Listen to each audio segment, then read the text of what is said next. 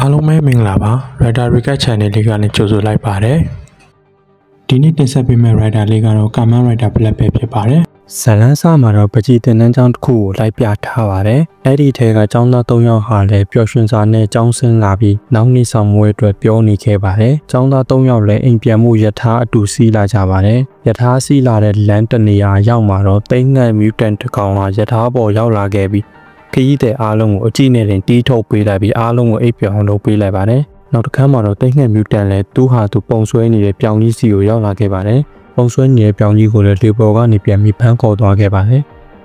နောက်တစ်နေ့တဲ့မှာတော့ပကြီးဆရာတွေဟာပျောက်ချင်းမလားပျောက်နေကြောင်းပြန်ပြီးဆွဲခံရဖြစ်ကြောင်းကြေညာနေခဲ့ပါတယ်အဲ့ဒီတဲ့ရဲ့အင်တာဗျူးမှာတော့ရထားပေါ်ကတငယ်ချင်း၃ယောက်ထဲကတစ်ယောက်ဖြစ်တဲ့တိုမိုကိုဟာသူ့ချစ်သူတာကန်နိုဟာအဲ့ဒီရထားပေါ်မှာပဲပျောက်သွားတာဖြစ်ကြောင်းမပြောက်ခင်ဆက်ချားမှာရထားပေါ်မှာတိတ်ငက်လူတယောက်ကသူတို့ကိုကြည့်နေခဲ့ပြီးအဲ့ဒီအကြည့်နဲ့တင်မဲ့အိပ်ပျော်သွားကြောင်းဖြေကြားနေခဲ့ပါတယ်။သတင်းကိုကြည့်နေတဲ့ကိုတာတို့လည်းအဲ့ဒီလိုတွေအမှန်တိုင်းပြောနေရင်သူဟာဒုက္ခရောက်တယ်မဆိုတာကိုသိနေခဲ့ပြီးချက်ချင်းပဲအဲ့ဒီကောင်မလေးစီထွက်လာခဲ့ပါတယ်။ကောင်မလေးပြန်လာတဲ့လမ်းမှာတော့ကော်ကွန်ရဲ့လက်ကင်တုပ်ဖြစ်တဲ့ဇာကတာဟာကောင်မလေးကိုကားပေါ်တင်ဖမ်းခေါ်သွားပါတော့တယ်။အဲ့ဒီချိန်ကိုတာတို့လည်းဆန်ကန်နဲ့ရောက်လာပြီးကားနောက်ကိုလိုက်ခဲ့ပါတော့တယ်။ကားကိုမိကန်နီးမှာပဲတိတ်ငတ်မြူတန်ကရောက်လာခဲ့ပြီးကိုတာတို့ကိုတားဆီးခဲ့ပါတယ်။ကိုတာတို့လည်း rider ပုံစံပြောင်းလိုက်ပြီးတိုက်ခတ်မယ်လုံမှာတိတ်ငတ်လည်းထွက်ပြေးသွားခဲ့ပါတယ်။နောက်တစ်ခါမှတော့အေရှိတာစိုက်ကိုတက်ခွဲကန်းကိုလိုက်ပြထားပါတယ်။အဲ့ဒီတက်ခွဲကန်းထဲမှာတော့ဖန်ဆီးခံထားရတဲ့ပကြီးဆရာတွေရှိနေခဲ့ပြီး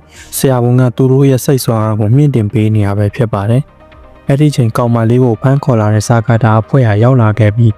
ကောင်မလေးရဲ့မှတ်ဉာဏ်တွေကိုဆရာဝန်ကိုဖျက်ဆီးခိုင်းစေခဲ့ပါတယ်။ဆရာဝန်လည်းကောင်မလေးကိုခန်းတစ်ခုစီပို့လိုက်ပါတယ်။အဲဒီနောက်မှာတော့ဆရာဝန်လည်းစိတ်ဆောင်းအားတွေမြင့်တင်ပေးထားတဲ့ပြောင်ကြီးနဲ့တာကင်လိုတို့ကိုလက်တွေ့ဆန်းသက်ပါတော့တယ်။ပထမဆုံးအနေနဲ့ပြောင်ကြီးကိုကူမရာတစ်လုံးရှိမှထိုင်ခိုင်းခဲ့ပြီးကူမရာကိုစိတ်နဲ့ထုံချုပ်စေခဲ့ပါတယ်။ပြောင်ကြီးလည်းကူမရာကိုစိတ်နဲ့ကောင်းစွာထိန်းချုပ်ပြနိုင်ခဲ့ပါတယ်။အဲဒီချိန်ဒီ Common Writer Series တွေကိုစတင်ရိုက်ခဲ့ချိန်ကဒီလိုကူမရာတွေကိုစိတ်နဲ့ထိန်းချုပ်ဖို့ဆိုတာကအိမ်မက်တစ်ခုသာဖြစ်နေခဲ့ပြီးယနေ့ခေတ်နည်းပညာတွေတိုးတက်လာတဲ့အမျှဒါတွေဟာအခုချိန်မှာတကယ်ရှိနေခဲ့ပြီပဲဖြစ်ပါတယ်။ဇလန်းလေးကိုပြန်ဆက်ရမယ်ဆိုရင်တော့ဆရာဝန်ဟာနောက်တစ်ယောက်ဖြစ်တဲ့တာကင်လိုကိုလည်းကူမရာကိုစိတ်နဲ့ထိန်းချုပ်ခိုင်းစေခဲ့ပါတယ်။တာကင်လိုလည်းအောင်မြင်စွာထိန်းချုပ်ပြနိုင်ခဲ့ပါတယ်။နောက်တစ်ခါမှတော့ဇာကာတာဟာဒီဆက်သက်ခန်းတွေကိုပြန်ရောက်လာခဲ့ပြီးခုနကအောင်မြင်စွာထိန်းချုပ်နိုင်ခဲ့တဲ့နှစ်ယောက်ကိုတယောက်တနေရာစီလောက်တောင်ဝင်ပေးလိုက်တာပဲဖြစ်ပါတယ်။သူတို့နှစ်ယောက်လုံးကိုကွန်မီတစ်ခုစီမှာထားပြီးပြန်ဆိုင်စီခဲ့ပါတယ်။အဲ့ဒါနဲ့ဇာကာတာလည်းဆရာဝန်ကိုကောင်မလေးအကြောင်းကတ်တိုးတွေမေးလိုက်ပြီးဆရာဝန်လည်းအရေးကြီးတဲ့မှတ်ဉာဏ်တွေကိုဖျက်ဆီးလိုက်ပြီးချိန်တိုင်ရင်သူ့ဟာသူဆူဆိုက်လုပ်တော့မှဖြစ်ကြောင်းရှင်းပြခဲ့ပါတယ်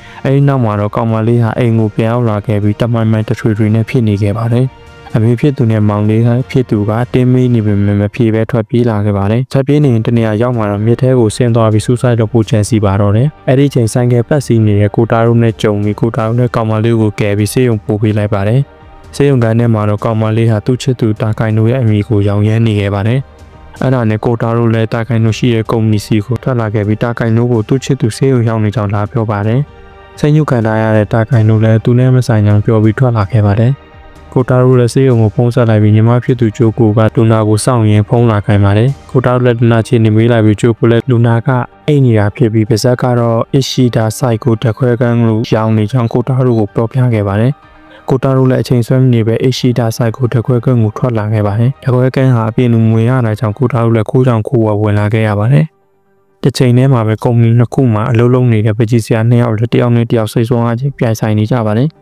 တစ်ဖက်ကစိတ်နဲ့ရေးလိုက်တစ်ဖက်ကစိတ်နဲ့ဖြတ်လိုက်လုံနေခဲ့ပြီးနောက်ဆုံးမှာကူမရာလည်းမခံနိုင်တော့ဘူးပြက်စီးသွားပါတော့တယ်ပကြီးဆရာနှစ်ယောက်လည်းခဲမတီဖြစ်နေခဲ့ပါတယ်အဲ့ဒီချိန်တက်ခွဲကန်းထဲမှာလည်းဆရာဝန်နဲ့တူစာကတာလည်းရှိနေခဲ့ပါတယ်တက်ခွဲကန်းထဲကိုခိုးဝင်လာတဲ့ကိုတာဦးလည်းရောက်လာခဲ့ပြီးဆရာဝန်ရောစာကတာကိုရောဒီစံတတ်မှုတွေကိုကောင်းတဲ့နေရာမှာသုံးချဖို့ဖြောင်းပြနေခဲ့ပါတယ်ဆရာဝန်ရောစာကတာရောလက်မခံမဲ့သူ့တို့ဘဲတွေကိုမောင်းထုတ်ခိုင်းပါတယ်တပည့်လူလည်းကိုတာတို့ကိုခဏထိန်းထားနိုင်ခဲ့ပြီးစာကတာလည်းထွက်ပြေးသွားပါတယ်ကိုတာရိုလည်းစာကတာနောက်ကိုလိုက်မယ်လုံမှာတိတ်ငတ်မြူတန်ရောက်လာခဲ့ပြီးပါးရဲ့ကကုတ်ကနေဆွဲခေါ်သွားခဲ့ပါတယ်။မြူတန်လည်းတနေရာရောက်မှာတော့ကိုတာရိုကိုနေရာနဲ့ကင်ပေါက်လိုက်ပါတယ်။အထိနာသွားတဲ့ကိုတာရိုလည်း rider ပုံစံပြောင်းလဲလိုက်ပါတယ်။မြူတန်လည်းပေါ်လိုက်ပြောက်လိုက် EPC တိုင်းတဲ့ rider ကိုနိုင်ယူနေခဲ့ပါတယ် Rider လေး EPC တိုင်းကိုရှင်နိုင်မဲ့ဖြစ်နေခဲ့ပါတယ်နောက်ဆုံးမှာတော့ Rider လေး Battle Hopper ကိုဆင့်ခေါ်လိုက်ပြီး Mutant ရဲ့ကြောပေါ်ကိုရောက်အောင်တတ်သွားပါတယ် Rider လေး Mutant ရဲ့အတောင်ပံတစ်ခါကိုရိုက်ချိုးပေးလိုက်ပါတော့တယ် EPC တိုက်ကွက်တွေမထုံနိုင်တော့တဲ့ Mutant ကို Rider လေးသူ့ရဲ့ Rider King နဲ့အတူဆုံးသက်ပေးလိုက်ပါတော့တယ်အဲဒီနောက်မှာတော့ပကြီးပြပွဲတစ်ခုကိုလိုက်ပြထားပြီးပြောင်ကြီးနဲ့ Takano တို့ဟာလည်းရန်ခင်ကြတဲ့ပေါ်တာတွေဖြစ်သွားပြီး Kamen Rider Black အပိုင်း6ကိုလည်းဆုံးသက်ထားပါတယ်